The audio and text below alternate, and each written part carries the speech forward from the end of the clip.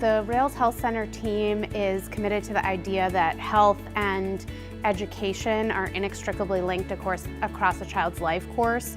So kids who are healthier are more successful educationally, and kids who are better educated are healthier. Our team's vision is to integrate health and educational programming in a way that allows us to practice prevention, early identification of conditions that might impact learning, and then deliver the very best high-quality pediatric care right in schools where kids already are. So because we're doing something new and innovative and different, our team's real guiding principle is just that we want to find new and better ways to get our kids what they need. And so each of the amazing professionals who works on our multidisciplinary team is completely focused on thinking outside the box and getting things done that need to be done so that our kids can be best served. We're truly grateful for the recognition because one of our major goals is to demonstrate that this kind of innovative program